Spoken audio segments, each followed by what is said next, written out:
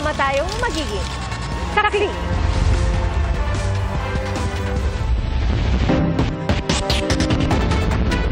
Bago sa saksi, kung kailan maulan, saka naman nagkaaberya ang LRT-1. Mahigit 2 oras limitado ang operasyon ng tren dahil sa problemang teknikal. At saksi, live, si Jamie Santos. Jamie? Pia, sa mga oras na ito, nakakaranas ng manakanakang pag-ambon hanggang sa mahinang pag-ulan dito nga sa bahagi ng Rizal Avenue sa lungsod ng Maynila. Bukod nga sa pag-ulan, dagdag sa pahirap sa mga commuter kaninang rush hour, ang aberya sa LRT Line 1. Kumpulan sa ilalim ng LRT-1 Arpapa Station sa Maynila, ang mga pasaherong yan kanina mag-aalas 7 ng gabi. Sumilong para hindi mabasa ng ulan habang nag-aabang ng masasakyang matapos magkaroon ng aberya ang LRT Line 1. Kwento ng ilang pasahero sa GMA Integrated News, halos 1 oras na raw silang naghihintay ng tren hanggang pababain na sila. Isang bagon daw ang nagkaaberya sa bahagi ng 5th Avenue Station. Pinababa kami ng Arpapa para yung train na sinakyan namin, itutulak yung sira. Ay hanggang ngayon wala. Nakasakay kami sa panibagong train, di rin umandar. Pinababa kami. Ano sabi po? Kasi may technical problem yung doon. Dihilain daw, hanggang ngayon wala pa. Tagal yung pinagantay. Tagal. Masakit na nga yung tuhod namin, no? Umuulan pati. Perwisyo para sa mga pasahero ng LRT ang nangyaring aberya. Sa halip agad makauwi, kailangang lumipat ng sasakyan. Dagdag pahirap pa ang maulang panahon. Diyos ko, ay hirap sumakay. Masasakit na matuhod namin maglakad. Sa abiso ng LRT, nagkaaberya ang isang tren sa 5th Avenue Station. Ang biyahe raw ay limitado lang mula Dr. Santos Station hanggang Central Station at pabalik. Ang kanila raw engineering team ay nasa lugar na at masigasig na nagtatrabaho upang agad na maayos ang problema at maibalik ang normal na operasyon ng buong linya. Pagdating namin sa 5th Avenue Station sa Caloocan City, ilang pasahero rin ang inabutan naming bumababa mula sa itaas ng istasyon. Hindi pa raw ayos ang nagkaaberyang tren pasado alas 8 ng gabi. Pag sa taas, may sira daw yung tren. So, ang biyahe lang for south, so north daw wala na.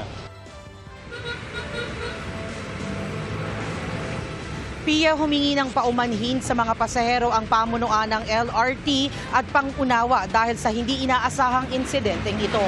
At live mula rito sa Maynila para sa GMA Integrated News, ako si Jamie Santos, ang inyong saksi.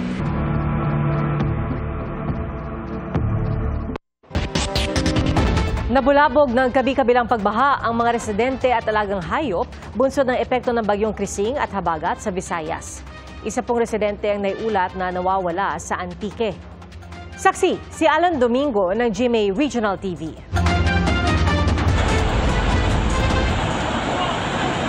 Lampas tao at hanggang ikalawang palapag ng bahay ang inabot ng baha bunsod ng magdamag na pag-ulan sa bahaging ito ng Ibahay, Aklan.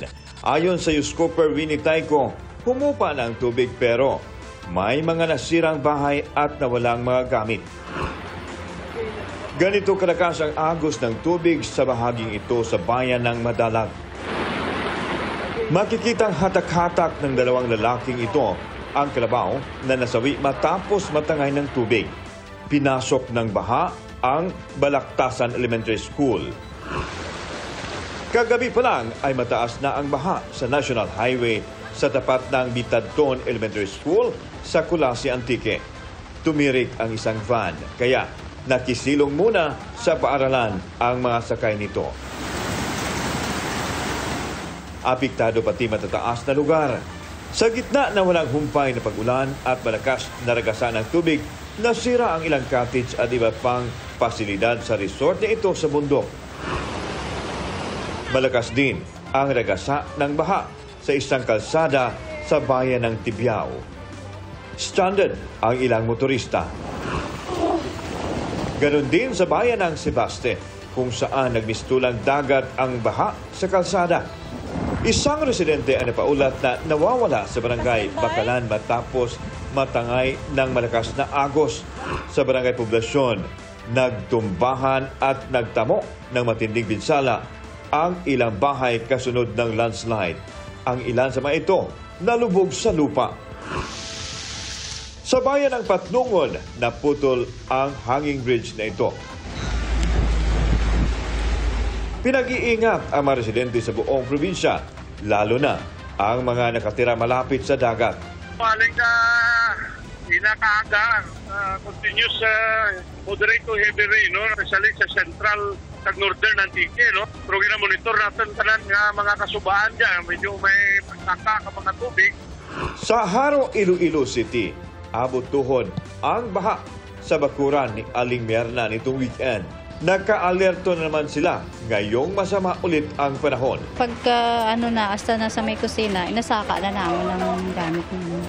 Tapos nakulban na ako kaya amo na inaano na amo ng rep. Kung hasta na dara, kuha na namo ng pasakaan naman din sa babaw. Sobrang lakas, palakas pa. Hindi ako makatawi dito. Ganito naman kalakas ang ragasa ng baha sa barangay Pakuan sa La Libertad, Negros Oriental kaninang umaga. Sa gitna kasi ng malakas na ulan, nasira at umapaw ang spillway. Ang ilang residente nilikas ang mga alaga nilang baboy. Umapaw rin ang isang spillway sa bayan ng Pamplona, kaya hindi madaanan ang ilang kalsada. Nagmistulang dagat din ang malawakang pagbaha sa Kabangkalan City, Negros Occidental na umabot hanggang tuhod. Marami sa mga tindahan at bahay ang nalubog sa tubig.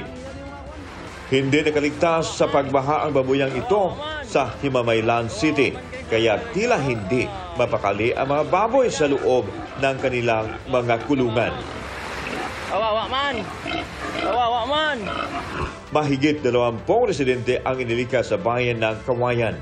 Inabisuhan ang mga residente sa buong probinsya na patuloy na maging alerto. Laban-laban gid no, kay today until tomorrow expectaro naton ang 100 to 200 millimeters of accumulated rains within the 24-hour forecast man according sa weather advisory naton. And on Friday, medyo malesen siya no, mga 50 to 100 millimeters na lang ang iyang accumulated rain. Ayon sa Pag-asa, habagat ang nagpapaulan sa gitna at kanlurang bahagi ng Visayas.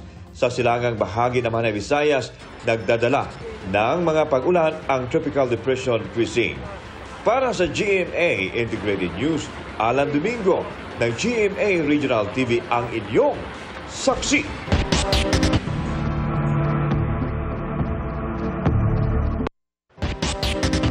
Ilang barko ang nagkaberya sa gitna ng malalakas na alon dulot ng epekto ng habagat sa Zamboanga City. At sa Sultan Kudarat, sinagip mula sa binahang bahay ang 2 buwang gulang na sanggol at ang kanyang pamilya. Saksi, si Efren Mamak ng GMA Regional TV. Humahagupit ang malakas na hangin at alon sa passenger vessel na ito na halos dumikit sa seawall ng Artilim Boulevard sa Zamboanga City. Nakaangkla ang barko malapit sa Zamboanga City Port dahil sa masamang panahon. Pero dinala na ito hanggang sa gilid ng Artilim Boulevard. Pangamba ng LGU, sa bigat ng barko, baka tuluyang masira ang seawall. 2 barko pa ang sumadsad sa dalampasigan ng Sitio Caragasan sa Barangay Maasin dahil sa malakas na hangin at along dala ng habagat. Ligtas naman ang mga tripulante at napuntahan na ng Philippine Coast Guard. Wala ring nadamay na stilt houses sa pagsadsad ng mga barko. Pero sa ibang bahagi ng sitio, nasira ang 8 stilt houses sa dalampasigan dahil sa malakas na alon. Nabagsakan naman ng puno ang bubong ng isang bahay sa Dapitan City, Zamboanga del Norte. Nakaligtas ang mga residente. Mula pa kagabi, ilang bahagi ng Mindanao ang binayo ng matinding pag-ulan. Sa Lebac, Sultan Kudarat, pinasok ng baha ang bahay na ito sa Barangay Purikay pasado alas 11 ng gabi kagabi. Galing daw ang tubig mula sa umapaw na kanal. Kuy, ang lalim! Hanggang tuhod naman ang baha sa Barangay Nuling.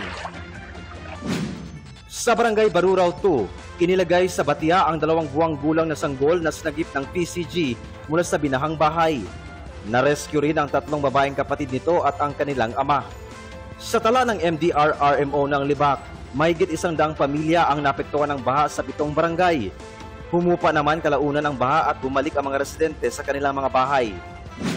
Gumuong lupa at kahoy naman ang bumalandra sa kalsada sa bayan ng Kalamansig.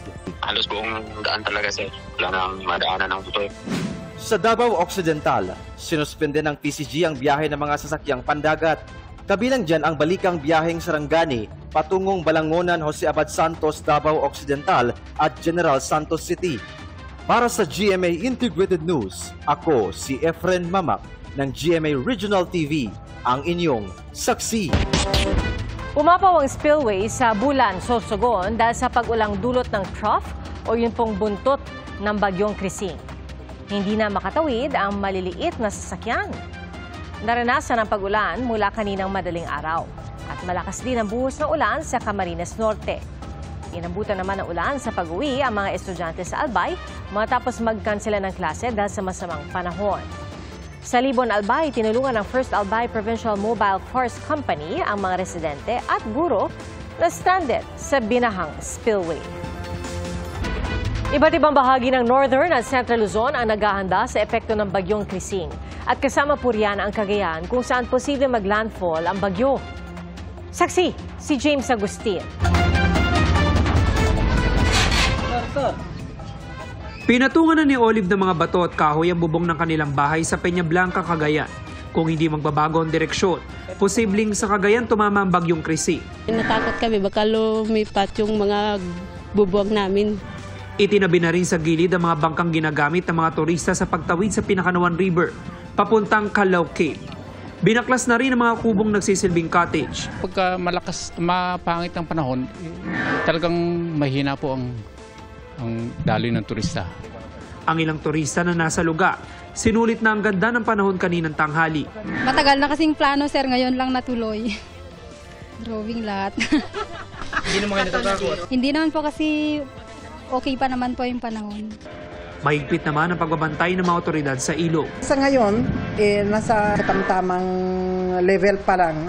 So, pwede pang mag-transport ng pasaheros yung mga bangka.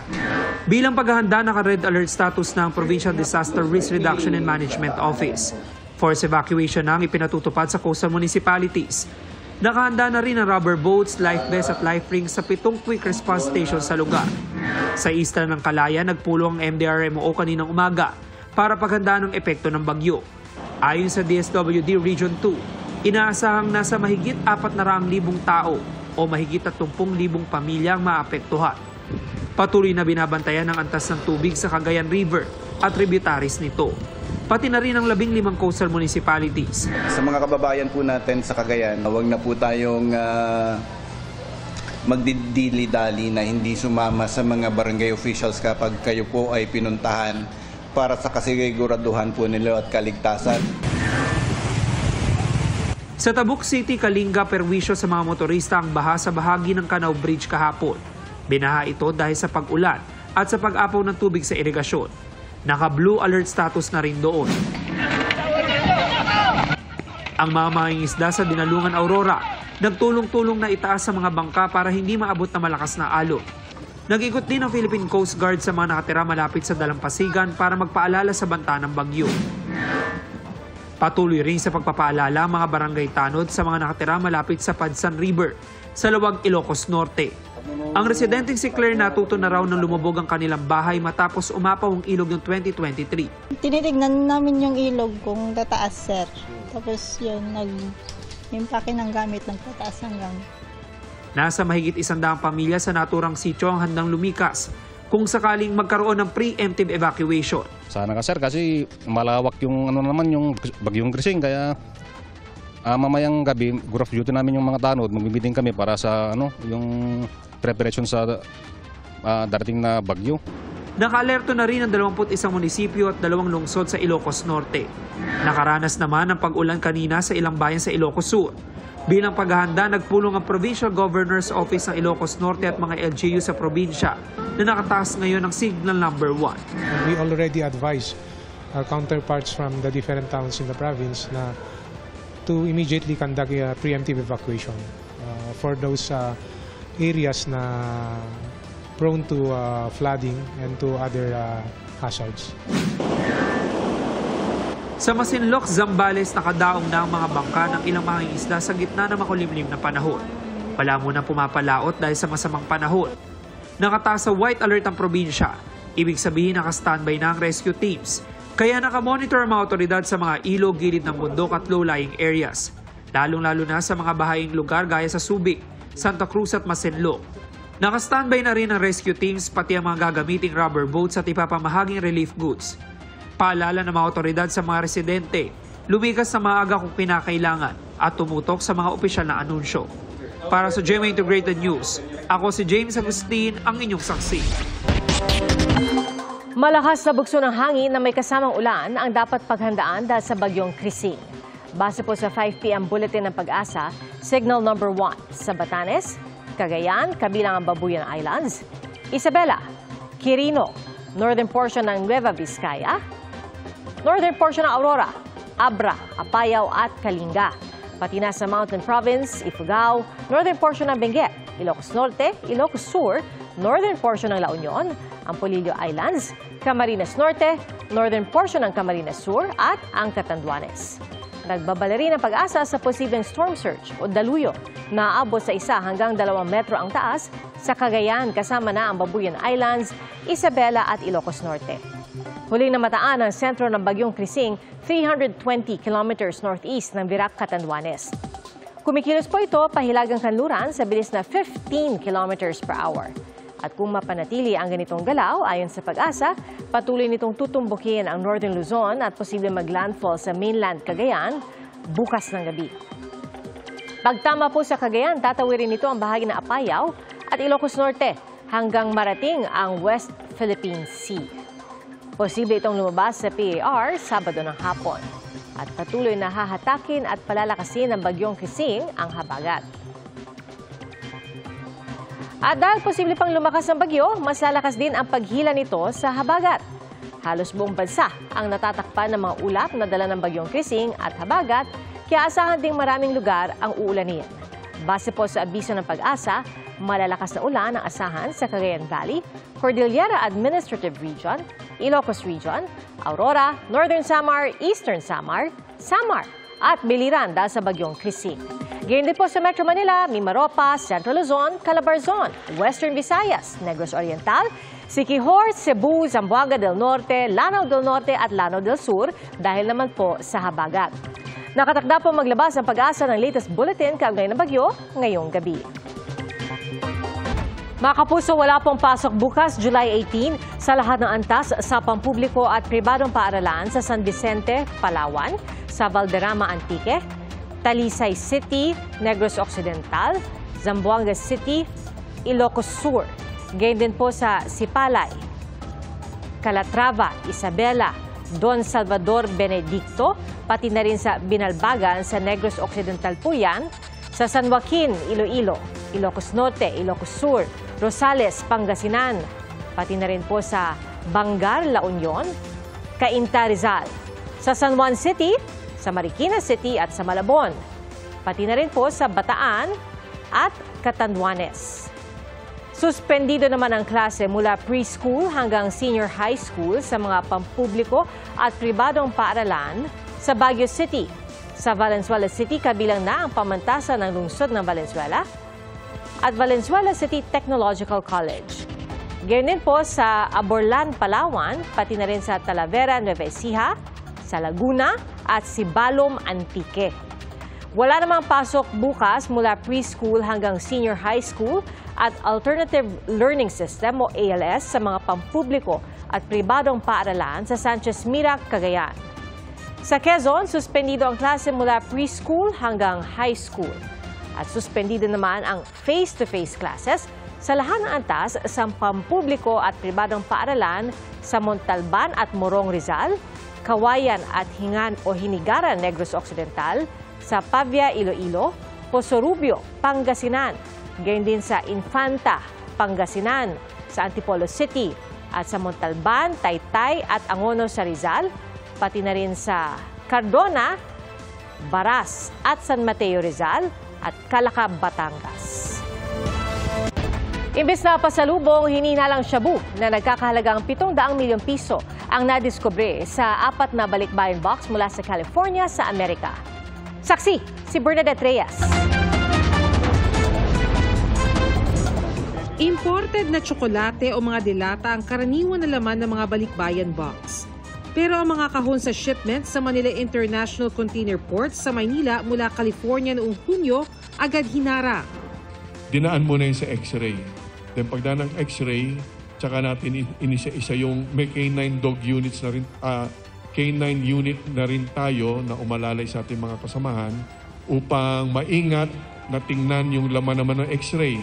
Nagkaroon ng kakaibang reaksyon yung ating K9.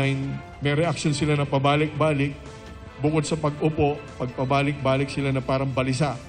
Yan ay indikasyon na meron silang suspetsya na drugs. Sa 4 sa 700 kahon sa shipment, tumambad ang mahigit 110 kilos ng hinihinalang methamphetamine hydrochloride o shabu na nagkakahalaga ng halos 750 million pesos. Idineklara raw ang mga ito bilang personal effects tulad ng pagkain. Nabisto ito ng Bureau of Customs sa tulong ng intelligence report. Iti-turn over ang mga nakumpiskang kontrabando sa Philippine Drug Enforcement Agency o PDEA habang patuloy ang investigasyon. Maaaring maharap ang mga sangkot sa kasong pagdabag sa Section 118 o Prohibited Importation and Exportation ng Customs Modernization and Tariff Act at paglabag sa Comprehensive Dangerous Drugs Act. Sinubukan ng GMA Integrated News na makuha ang panig ng deconsolidator pero wala pa silang sagot. Siniguro naman ng BOC na agad ire-release ang mga balikbayan box na walang kontrabando. Para sa GMA Integrated News, Bernadette Reyes ang inyong saksi. Sa gitna ng paghahanap sa Bulkang Taal para sa mga nawawalang sabongero, muling nag-alboroto ang bulkan ngayong hapon. Ayon sa PHIVOLCS, nangyari ang minor phreatomagmatic eruption sa pagitan ng 3:01 hanggang 3:13 p.m. Nagdulot po ito ng usok na may taas na mahigit 2 kilometro. Nananatili ang Alert Level 1 sa bulkan at dahil po dyan, bawal pumasok sa Taal Volcano Island, lalo na sa main crater at Daang Castilla Fissure area na bahagi ng Permanent Danger Zone. Pinayuhan din ang mga piloto na umiwas sa paglipad sa ibabaw ng bulkan.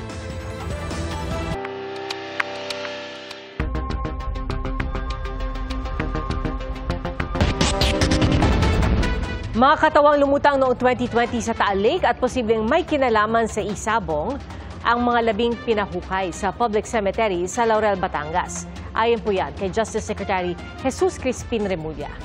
Ay kay Remulla, kasama ang tadyang ng tao sa mga nakuhang buto sa lawa ngayong araw. Saksi, si Rafi Tima. Bandang alas 12 ngayong tanghali, makikita sa kuwang ito ang tila mabigat na bagay na iniaangat mula sa Taal Lake. Naroon mismo ang mga kawani ng PNP Sinunod Crime Operatives o SOCO. Isinaka ito sa bangka at saka dinala sa staging area. Pagdating, binuhat ang mga ito papunta sa sasakyan ng SOCO. Ayon kay Justice Secretary Jesus Crispin Remulla, 4 na sako ang nakuha ngayong araw. 2 ay may lamang mga buto at ang 2 ay puro pampabigat. May nahanap today sa Taal Lake na human remains in the area pointed to us by our sources that were also identified by Totoy. Ribs na. Yung tadyang na. Yung ribs ng tao nakita. Nakuha ang mga ito sa lugar na itinuro ng mga source na kinumpirma umano ng whistleblower na si Julie Dondon Patidongan alias Totoy. Yung nahanap today sa quadrant na yon sa Taal Lake is a positive indication that he knew what he was talking about. Talagang graveyard to eh. It's actually just the graveyard within the lake. Day 8 na ng search and retrieval operation sa Taal Lake para sa paghahanap sa mga nawawalang sabongero. Gamit ng mga diver ang remotely operated vehicle o ROV.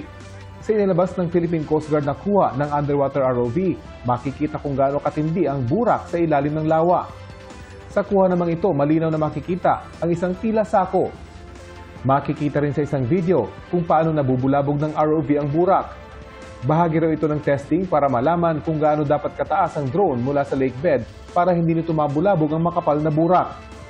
Ayon sa PNP Forensic Group, 71 sample na ang kanilang nakukuha. 6 daw sa mga ito ang suspected human origin. Ang OIC ng DNA Laboratory Division, aminadong malaking hamon ang pag-extract ng DNA sa mga sample dahil sa pagkakababad sa tubig ng Taal Lake. Sa amin naman po, sa forensic group, regardless kung mahirap yan o wala yung posibilidad na wala kami makuha, i-examinin po namin yan. May mga pinahukay namang labi kahapon ng Department of Justice sa public cemetery sa Laurel, Batangas. Ayon sa sepulturero roon, galing daw ang mga labi sa Dakolo Funeral Services.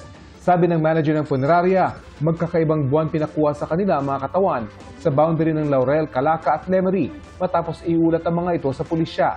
Yun nga po sir, mga tapod lang po.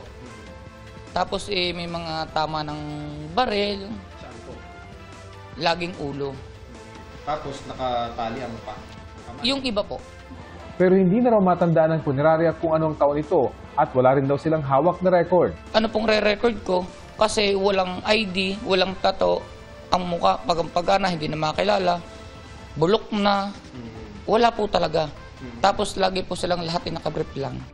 Nung wala raw kaanak na nag-claim sa mga katawan, nagpaalam na raw siya sa pulisya na ipalibing ang mga ito.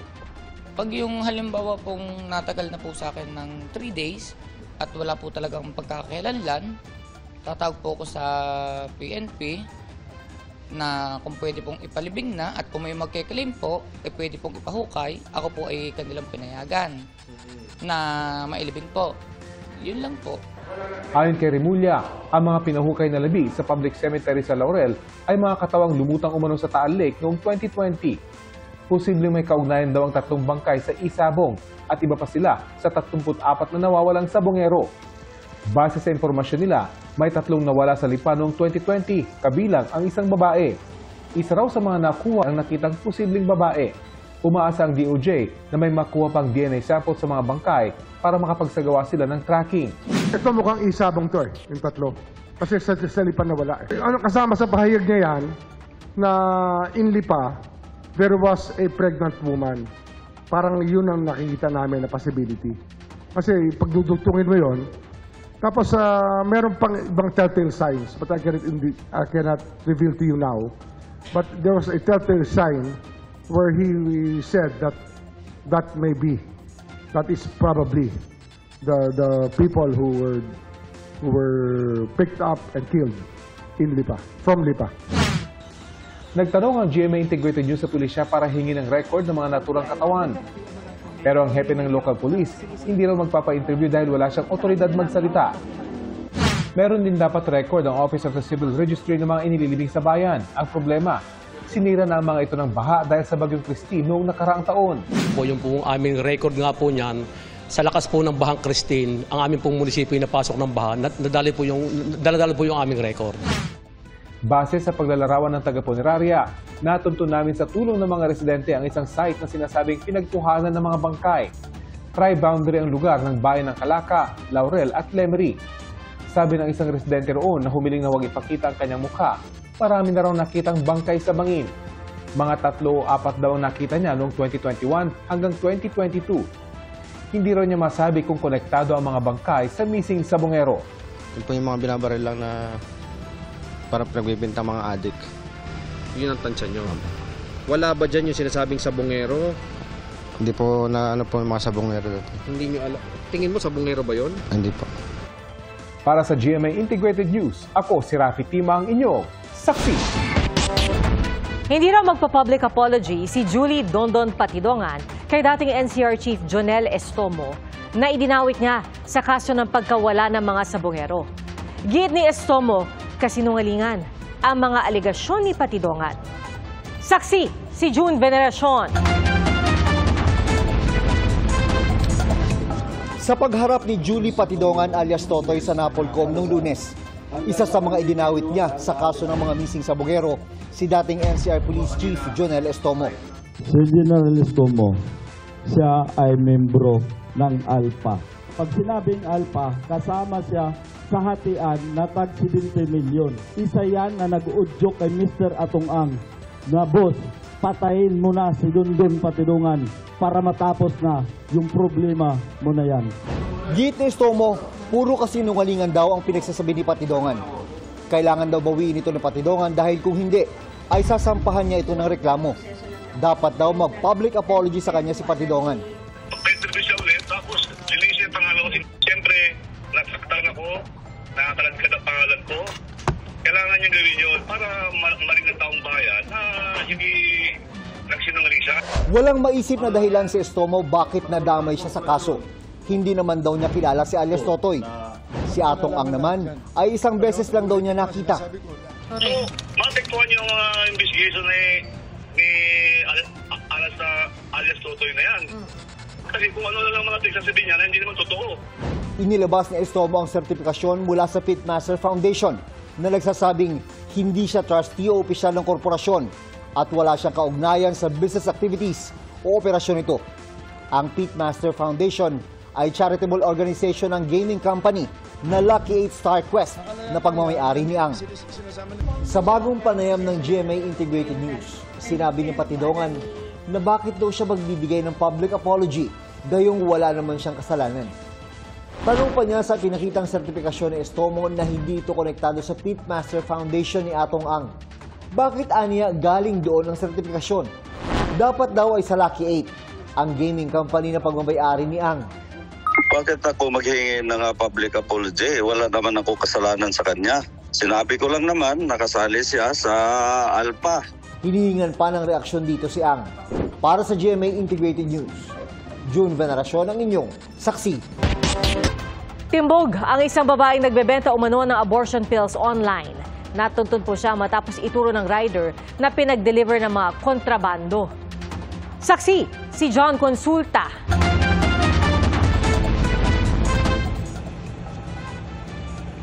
Sa CCTV footage sa isang kondo sa Makati City, kita ang pagdating ng isang rider at paghinto sa tapat ng isang babae.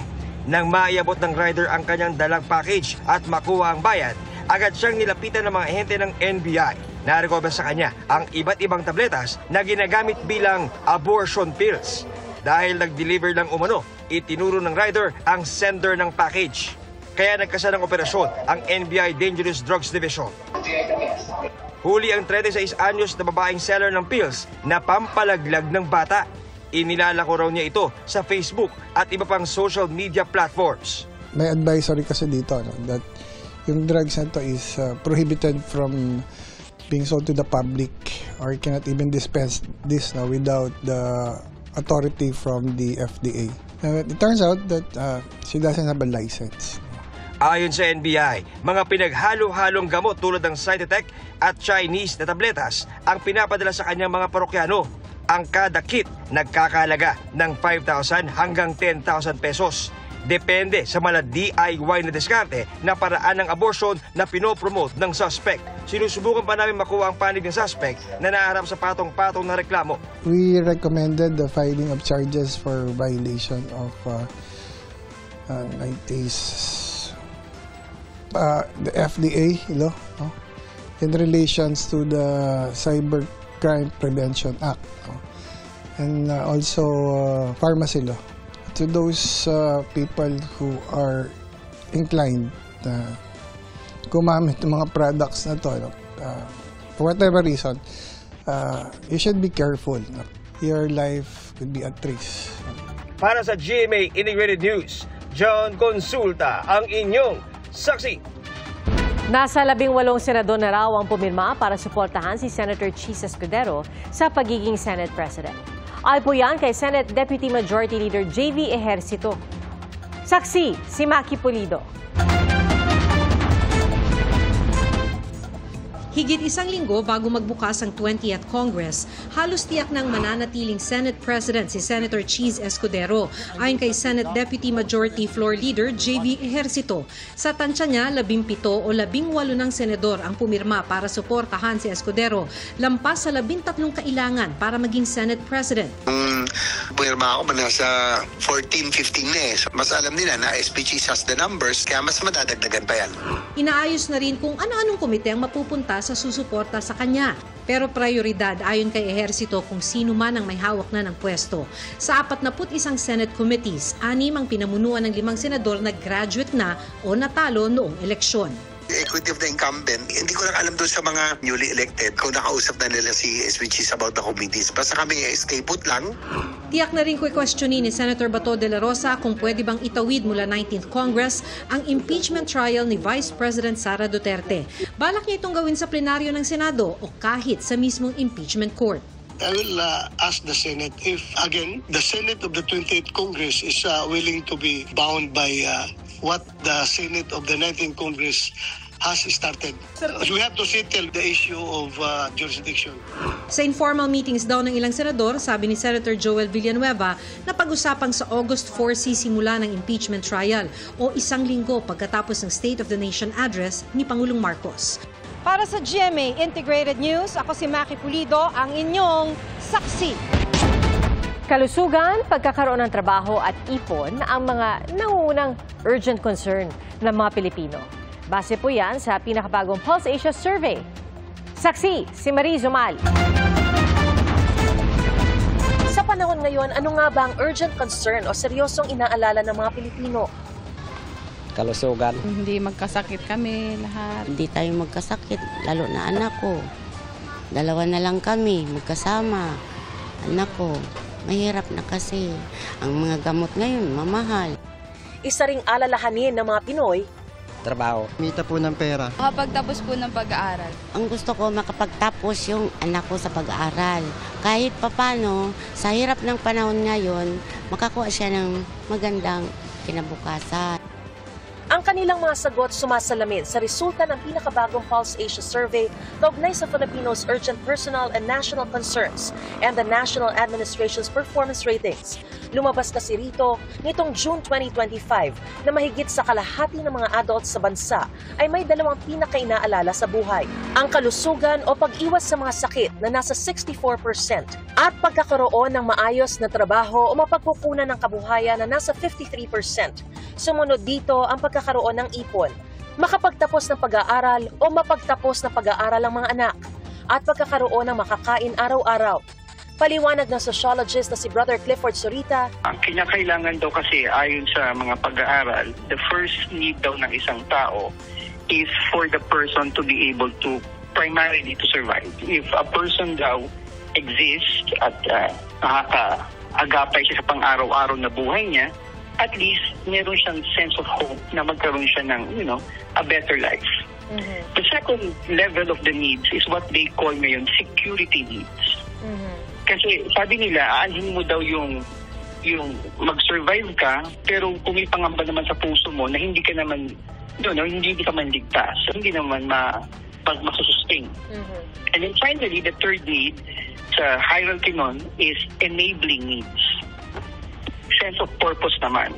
Sa tinatawag na mga basic human needs na ito, maipaliliwanag daw kung bakit kalusugan ang pinakapangunahin sa ating alalahanin. Katunayan, innate o natural na raw sa ating lahat yan. Kaya nga mayroon tayong matagal ng kasabihang health is wealth. Pambansang alalahanin pa rin naman ang inflation, habang pumangalawa sa kategoryang ito ang sahod ng mga manggagawa.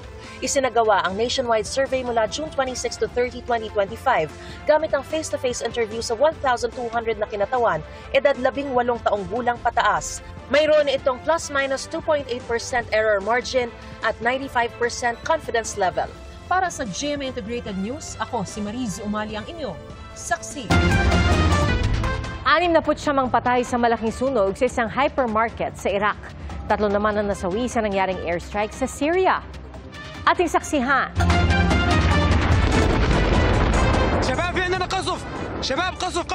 Malakas na pagsabog ang bumulabog sa live na pag-uulat ng reporter ng Al Jazeera sa Damascus, Syria. Nasaksihan din ang airstrike habang nag-uulat ang anchor ng TV station sa Syria. Compound ng Army Headquarters sa Damascus ang tinamaan ng airstrike na pinakawalan ng Israel. Tinamaan pati ang isang lugar malapit sa Presidential Palace. Di bababa sa 3 ang patay.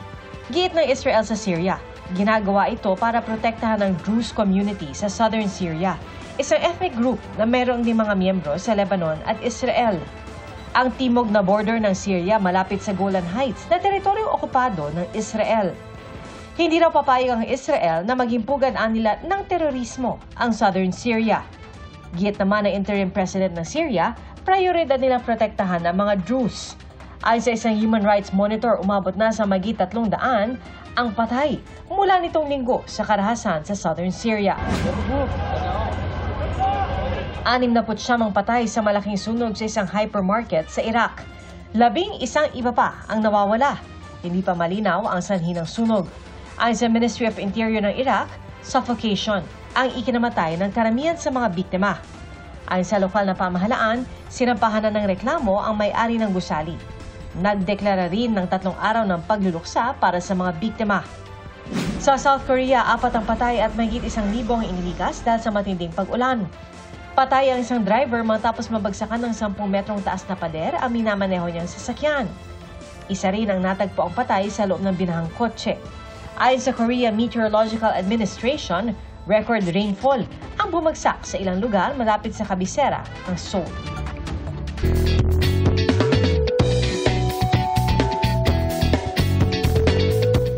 Tila ba umikot ang mundo ng mga manonood sa isang automotive fest sa UK? Ang kanilang nasaksihan, ang kauna-unahang sasakyan na minaheho na nakabaligtad mula sa standstill sa loob ng 3.1 seconds. Ang one-seater hypercar na ito mayroong downforce on-demand fan system. Hindi po gaya ng nakasanayang aerodynamics, ang mga fan nito ay lumilikha ng matinding kapit mula sa standstill. At ayon sa kumpanya, higit sa motorsport, malaking hakbang ito sa pagpapaigting ng kaligtasan sa kalsada. 100 modelo lamang ang nakatakda nilang ilabas sa susunod na taon at ang isang unit nagkakahalaga ng mahigit $1.3 million o mahigit 73 million pesos.